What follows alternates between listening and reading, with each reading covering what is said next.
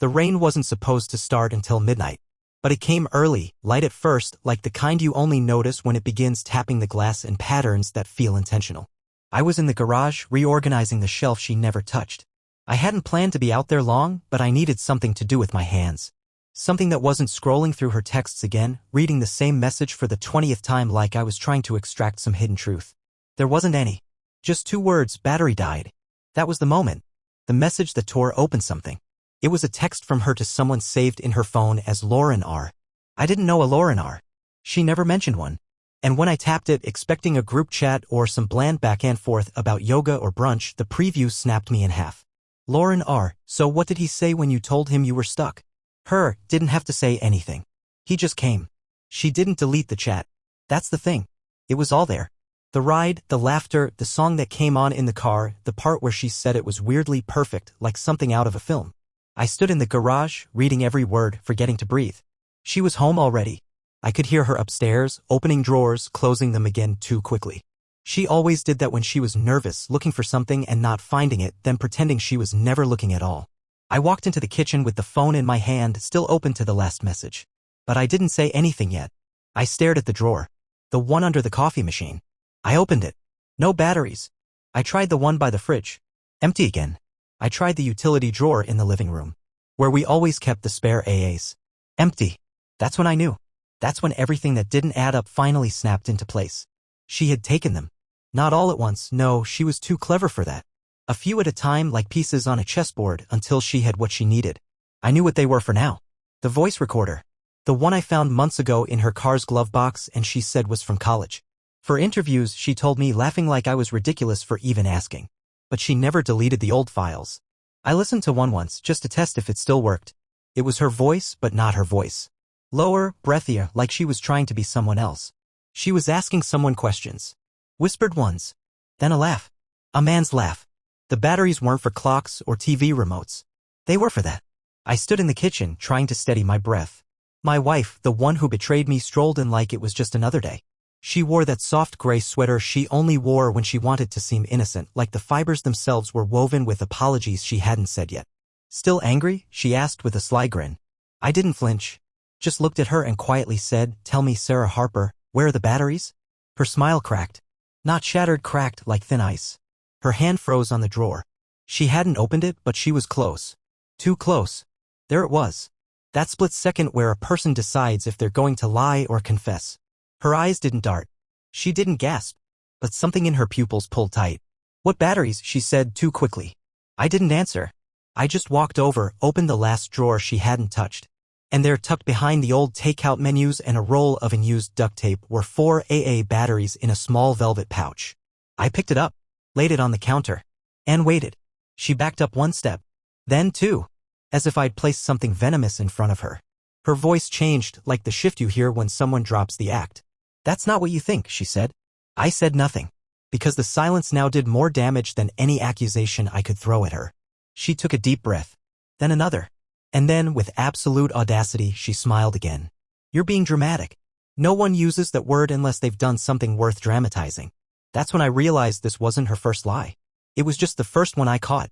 I turned my back to her, and in that moment, I knew the storm outside had nothing on what was coming next. The next morning, I didn't go to work. I told my office I had a plumbing issue at home. That wasn't entirely a lie, something was leaking, just not in the pipes. Sarah left before I got out of bed. No kiss, no have a good day, not even a glance. Her car started like it was trying to escape. I watched it through the blinds. What she didn't realize is that I had followed her once before. Weeks earlier, on a Saturday when she told me she was going to her friend Tanya's house. I didn't believe her then either. So I waited 10 minutes, grabbed my keys, and drove the streets like I was solving a crime, which, in a way, I was. She didn't go to Tanya's. She took a left on 43rd, then down 3 more turns that led her to a quiet cul-de-sac I'd never seen before. She pulled into a driveway, stayed in her car. I parked 2 houses down and waited. 6 minutes later, a man walked out. Dark shirt, no jacket, phone in his hand like he was texting before he even reached the curb. She got out? She smiled. She didn't knock, didn't call out. He opened the passenger door for her like he'd done it 100 times. She laughed at something. He kissed her cheek. That's all I saw before I had to drive away. Because if I hadn't, I'd have done something I'd regret. Back to today. I stayed home. Opened the velvet pouch again. Took out the batteries, rolled them between my fingers. I opened the drawer where I'd hidden the recorder the night before. Slid them in. Pressed play. It started with static. Then her voice. No, not here. We're not doing this here, it's too risky. Then a man's voice, low, amused, familiar in the worst way. It's only risky if you care. Her, I don't. Then laughter. Then something muffled. I stopped the recording. My hand was shaking. By noon I had a plan. I drove to her office. Parked across the street. Watched her window for an hour. She wasn't there. I called reception, pretending to be a client. They told me she was out for a meeting and wouldn't be back till later. The lie confirmed itself. I didn't go home. I drove instead to the address from the cul-de-sac. Wrote it down. Then again to her yoga studio. She wasn't there either. By 3 p.m. I was parked outside a coffee shop she sometimes mentioned. I wasn't sure what I was looking for until I saw them. Not him, not the man I'd seen before. This was someone else. Another man. Younger. No ring. She leaned over his table like she belonged there. Like she was his. He touched her wrist, she didn't pull away. She laughed. Not the polite, social kind. The kind she used with me when we were still new. She didn't know I was there. She never saw me watching. But I saw everything. I went home before she did. Poured a glass of water and waited at the dining table like I used to when we were still honest people.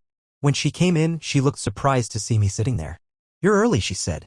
Tossed her bag down like it was nothing. I didn't respond. She walked past me to the fridge, pulled out a soda, popped it open. Everything okay? She asked, sipping.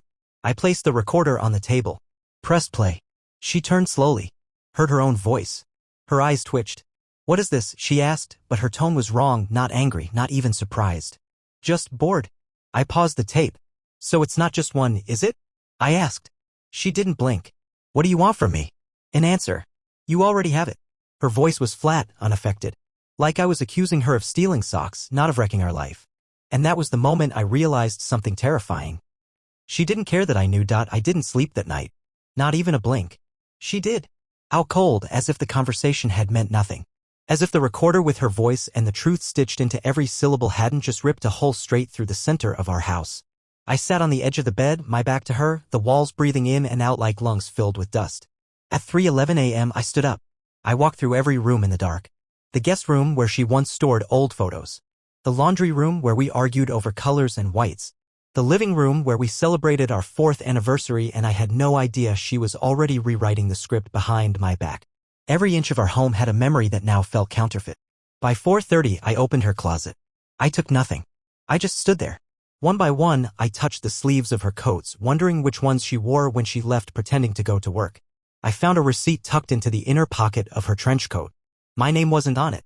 I texted her at 7:02 a.m. even though we were in the same house. We talked tonight. No delays. She replied at 7:03. Don't be dramatic. Again with that word. I spent the day differently.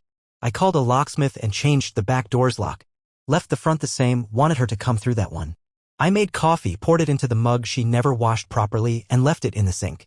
Everything she had touched lately felt dirty. At 6:41 p.m. I turned off all the lights except the one in the hallway. I didn't want ambience. I wanted cold exposure. She came in at 6:52. I heard her heels, not cliché clicks, but slow, uneven taps like she was deciding if she should actually walk through the door. She saw me sitting in the hallway chair, and for a second I think she thought I might have cried. I hadn't. Another show tonight, she asked. No, I said. Finale. She dropped her keys into the bowl near the door and sighed like she was already tired of whatever was coming. I didn't ask where she had been. I didn't need to. This time, the confrontation was not a question. It was a dismantling. I followed you yesterday, I said. Silence. I saw the guy at the cafe. Her mouth twitched, not with fear. With annoyance. You have no right, she said. No right? I laughed. It sounded like someone else's voice. You say that like this is yours to protect. She took 2 steps closer, arms crossed, eyes sharp. You want to make this about morals now? After everything? After the way you've buried your head in the sand for months? What are you talking about? You think I just started lying, she said. You haven't seen me in over a year. Not really. You talk like a stranger. You ask questions like an employee. You gave up before I did. That's your defense? I stood now. That I didn't notice the new men fast enough? She didn't flinch. There wasn't just one. I paused. There. She said it. The hammer dropped. How many? I asked, low and slow. I stopped counting, she said. No apology. No hesitation. Just that. A full confession packaged in the ugliest way possible. Everything in me wanted to break something. scream, flip the table. But I didn't. I leaned back against the wall and closed my eyes for a full 5 seconds. When I opened them, she was still there, watching me like I was a failed experiment. I'm going to pack some things, I said quietly. And then I'm leaving for a few days. Don't expect me to wait around, she said. I'm counting on it. I left the house with just a duffel bag and the recorder. I didn't know where I was going, but I knew I needed to feel something real again, even if it was just distance. I drove for 3 hours with no music, no calls, no destination. Just silence and the low hum of the road stretching ahead like some kind of purgatory. I ended up in a town I'd only ever seen on a road sign, no hotels, just a roadside inn with a neon flicker that seemed as exhausted as I felt. Room 12. Cheap soap, a flickering lamp, and sheets that smelled faintly like bleach and old coffee. But for the first time in months, I wasn't pretending. Not smiling through gritted teeth. Not waiting for a lie I hadn't caught yet. Just me and the truth, sitting heavy on the edge of the bed. At 1:43 a.m. I played the recorder again. This time, I didn't stop after the first few words. I let it roll even through the parts that made my skin crawl. The laughter. The whispered nicknames. The way she talked about me when she thought I wasn't listening. Like I was an obstacle, not a person. Like our marriage was just a waiting room between flings. And the worst part, she never said my name. Not once. The next morning, I drove to my brother's place. I hadn't seen Nathan in months. We weren't the kind of family that calls just to check in. But he opened the door without a word and hugged me like he knew something was wrong before I said a thing. We sat outside on his porch. I told him everything.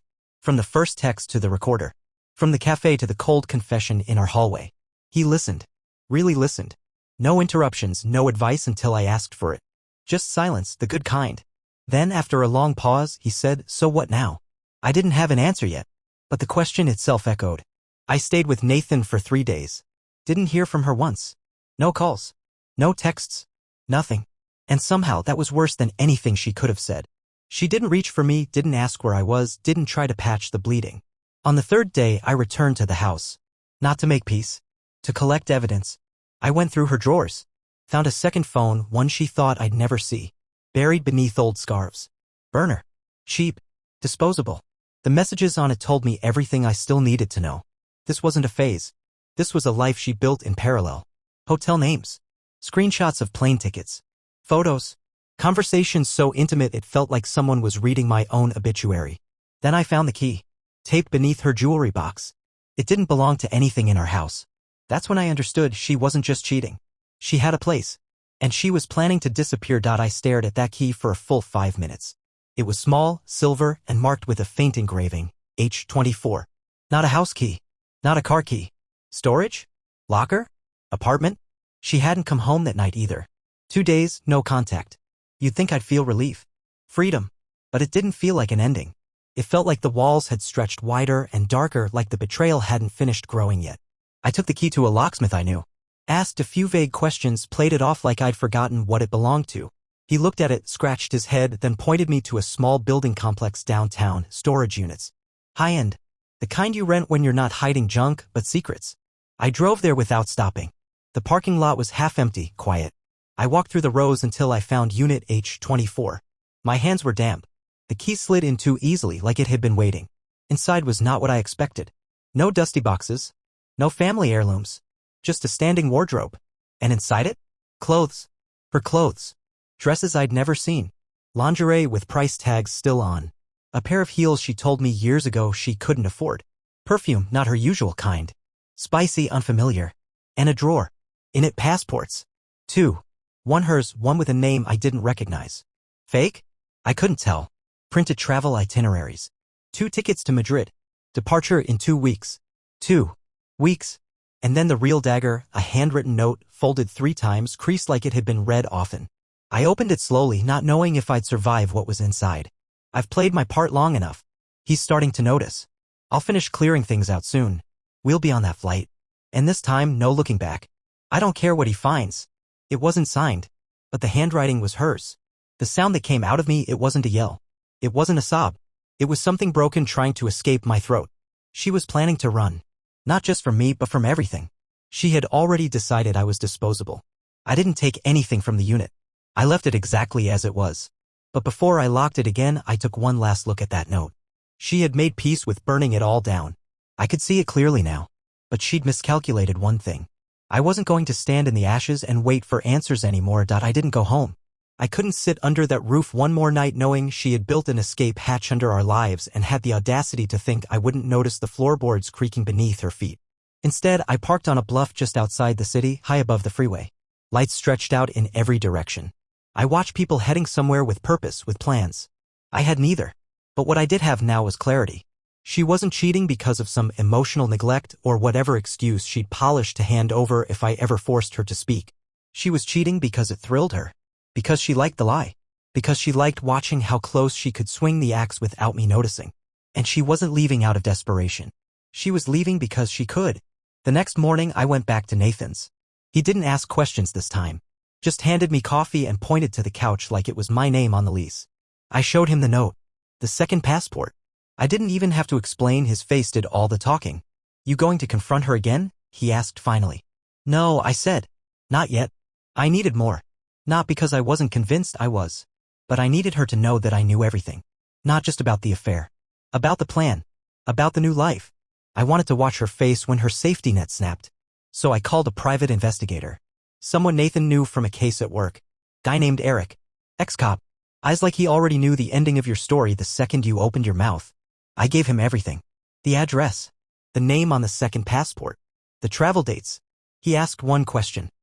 Do you want evidence for court or closure? Both, I said. He nodded like he respected that. While Eric did his work, I returned home one last time. It was empty. But she had left traces, a red coat over the chair, a coffee mug half full and still warm, her phone charger missing from the wall. She was coming and going like a ghost that no longer cared if she rattled chains. I walked through the house deliberately. Opened every drawer. Every file cabinet. Found a journal. She didn't hide it well, in her nightstand underneath a half-used box of mints. She had written in it just 3 days earlier. And what I read didn't just sting. It rewired something inside me. I keep waiting for him to explode. But he just drifts. It's like he's not even in this marriage anymore, like I'm cheating on a mannequin. Maybe I want him to find out. Maybe I want the mess. At least then it would be real. There it was. The core. Not regret. Not guilt. Boredom. She wanted the wreckage. She wanted to be caught. And now she would be. Eric called 3 days later. His voice was crisp, no fluff, just the facts, like he'd done this 1,000 times before and knew exactly how it would end. She's been meeting the guy at a condo on Miller Street. Registered under his name. He's younger, teaches at a local college. Seems like she's been playing both lives on a loop. I've got photos. Timestamps. Entry logs. I asked him one question, does he know about me? He paused. From what I saw, no. He thinks he's the main chapter. You're the footnote. It was like hearing your obituary read back to you, but in someone else's handwriting. I met Eric in person that night. He handed me a folder. Thick. Heavy. It wasn't just pictures, it was proof. Receipts. GPS pings. Security footage stills. There she was, smiling at him in ways I hadn't seen in years. Wearing that same red coat from our last Christmas trip, the one she said she had grown out of. Liar. There was one photo that stood out. Them at dinner. Her hand on his mid-laugh. He was leaning in. She was whispering. And for a moment, even in that grainy black and white, I could see something sickeningly pure on her face. Joy. Not guilt. Not hesitation. She looked free. That was when I knew she wasn't just leaving me. She'd already left. Everything I thought we were salvaging, the house, the marriage, the memories, was just a shell she hadn't bothered to burn yet. And now came the part she hadn't planned for. The part where I stopped being quiet. The next morning I messaged her. Simple. Direct. Dinner. Tonight. One last time. Come home at 7. She replied 20 minutes later. You're not going to start something, are you? I didn't answer. She was already worried. Good. At 6:55 I set the table. Her side, wine glass, cloth napkin, her favorite dish from the Thai place she always pretended I hated. I lit the candles. Not for romance. For exposure. Nothing hides under candlelight. She walked in at 7:04. No apology for being late. She looked calm. Unbothered. That scared me more than if she'd come in screaming. What's the occasion? She asked. I slid the folder across the table. She didn't open it. You really paid someone to follow me? Don't flatter yourself, I said. I paid him to end this. Still, she didn't touch the folder. She just stared at it like it might bite. I guess this is the part where you want me to cry, she asked. Beg? I looked at her, really looked, and realized she wasn't even curious what was inside. She already knew. It wasn't fear on her face. It was irritation. She was annoyed that I'd caught her with professionalism. She leaned back in her chair, arms crossed, mouth tight. You want me to admit it all? That I found someone better? That I lied because you were too busy pretending this marriage was still alive. No, I said. I want you to know that this is the last time you get to explain anything. She finally opened the folder. And when she saw the photo of her and that man in the condo hallway, her hand in his back pocket, his lips on her temple, something shifted. Not shame. Just recognition. She closed it slowly. Set it aside. So, what now? She asked. Yeah? Now the storm was mine to control. And I had just found the eye. She sat there like a defendant without a lawyer. Still pretending this wasn't chaos, just a disagreement with extra steps. She crossed her legs slowly, looked me dead in the face and said, "Let's skip the theatrics. You got your evidence. You want me gone? Say it. No panic. No remorse. Just a woman trying to fast-track her own downfall so she could walk out without consequence. That's the kind of arrogance you can't fake, you have to be born with it." But she didn't know what I had done that afternoon. While she was playing house with her plan B, I'd been at our bank, closing the joint account and transferring my half to a private one. I'd pulled the title of the house, it was under my name, a remnant from before we got married when I bought it with a premarital loan. She always assumed we'd merge assets eventually. She never bothered to check. I had. That morning. And the last knife? I'd spoken to a lawyer. Not just any lawyer. Divorce, infidelity, asset protection, the works. I brought him coffee and a folder of my own. Her texts, the photos, the receipts from the secret unit. Her journal. The lawyer read it and asked me one thing. "How aggressive do you want to be?" I told him, let's make sure she understands consequences. So now I looked at her across that table, the one we bought together, and pretended to build a life on. She thought I'd ask her to leave. She thought I'd fold. Instead, I smiled. "I don't want you gone," I said. "Not yet." She narrowed her eyes. "You're going to stay here for a while," I continued. "Pack your things slowly. Use the guest room. Explain to your new boyfriend why you can't see him. Tell him you're sorting out a divorce and it's complicated. Drag it out. You're insane." "No," I said. "I'm just letting you feel what it's like when your fantasy breaks down. Brick by brick. Day by day." She stood now, pacing, agitated for the first time. "You think keeping me here will fix anything? You think this makes you powerful?" "No," I said again. "It just makes you trapped. Like you planned for me." I handed her a printed letter. Drafted by my lawyer. It outlined the next steps, separation proceedings, financial disclosure demands, and notice that the court would be made aware of marital misconduct. "You're not entitled to assent," I said calmly. "You'll have to explain the second passport. The unit. The new identity." I made copies of everything. Sent one to my lawyer. One to yours. One to the guy you were planning to fly away with. That stopped her. She stared at me like she had just realized I wasn't the man she thought she could bulldoze. "I never meant for it to go this far," she said. "No," I replied. "You meant for it to go further. This is just where it ended." For the first time, I saw something flicker behind her eyes. Not fear. Not love. Loss. She finally understood not what she lost in me, but that she'd been outplayed. She didn't speak to me for 2 days after that dinner. Not a word. She moved into the guest room like I told her. Closed the door every night with a subtle slam as if she still had the authority to be offended. But she stayed. She didn't run to him. Didn't try to charm her way out. Because she finally understood the exit she designed so carefully was now bricked shut. I started acting like she didn't exist. I cooked for one. Washed my plate. Slept like someone had removed a weight off my chest, not added one. She, on the other hand, unraveled slowly. I'd hear her pacing in the room after midnight. Closet doors opening and closing. Papers rustling. Maybe she was writing again. Maybe this chapter wasn't going the way she'd hoped. On the third day, she cornered me in the hallway. "Where's the journal?" she asked. I looked her dead in the eyes. "With the lawyer." She nodded, lips pressed tight. She didn't ask me to return it. She knew it was pointless. The damage wasn't the discovery, it was the record. Her own words, weaponized by her own arrogance. That evening, the doorbell rang. It was him. The man from the photos. Younger, sharper around the edges. He had a nervous energy, the kind of guy who doesn't usually deal with confrontation unless it's on Twitter. "Is Sarah here?" he asked. I leaned on the doorframe, blocking his view. "She's inside. I need to talk to her." "I'm sure you do." His eyes narrowed. "Are you the—" "Yes," I said before he could finish. "I'm the husband." Silence. "She told me you two were done," he said eventually. I didn't answer. I just held up my phone. Opened the gallery. Swiped through the photos. Paused on the one in the hallway of the condo. Her hands on him. His face close. I watched his expression melt into something halfway between panic and stupidity. "Did you know about Madrid?" I asked. He blinked. "What?" "Check your inbox," I said. "I sent you the itinerary." He stepped back. "This is insane." She said. "She says a lot." He left without another word. She watched from the stairs. I didn't have to say anything. She already knew what I'd done. Later that night, she knocked on my door. No defiance in her posture this time. No smirk. I think I should go, she said quietly. I stared at her for a long moment. You're free to leave. She nodded once and walked back to her room. I didn't sleep. Not because I was angry. Not because I wanted her to stay. Because it was the first time she'd asked. And the first time I didn't care what her answer would be. She left on a Thursday. No dramatic exit. No tears. No final words meant to sting or linger.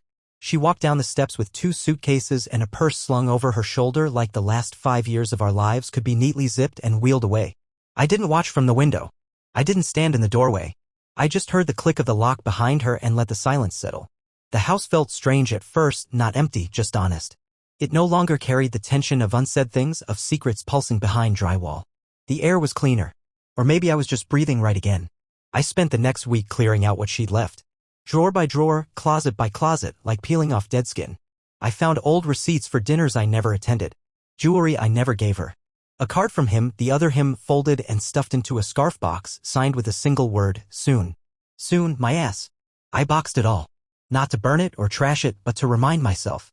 To see it. Proof that the person I loved wasn't just lost, she was a fiction. An echo of someone who had never really shown up in the first place. The divorce moved quickly. She didn't fight. Maybe she knew better. Maybe she had nothing left to weaponize. My lawyer called it one of the cleanest implosions he'd ever seen. I just nodded. I didn't feel victorious. I didn't want revenge. I wanted air. A month later, I sat on the porch of my brother's cabin, high up in the woods. No Wi-Fi. No noise. Just space. He handed me a beer and asked, "You ever think she regrets it?" I thought about it. About the look on her face when she realized she'd been found out. When her plans collapsed. When the second man ghosted her after realizing she wasn't the dream girl, just a well-rehearsed con. I don't care, I said. Regret is for people who lose something real. I'd lost time. I'd lost trust. But I hadn't lost myself. Not anymore. If I could give advice to anyone reading this, anyone who suspects, who feels that creeping cold behind a partner's warmth, don't wait for the crash. Don't pretend not to see the signs. The worst lies are the ones we tell ourselves to keep someone else's secrets. If they're lying, they won't stop. And when the truth shows up, make sure you're the one holding the door open, not the one still trying to fix the lock. Because when they go, let them. That's not your storm anymore.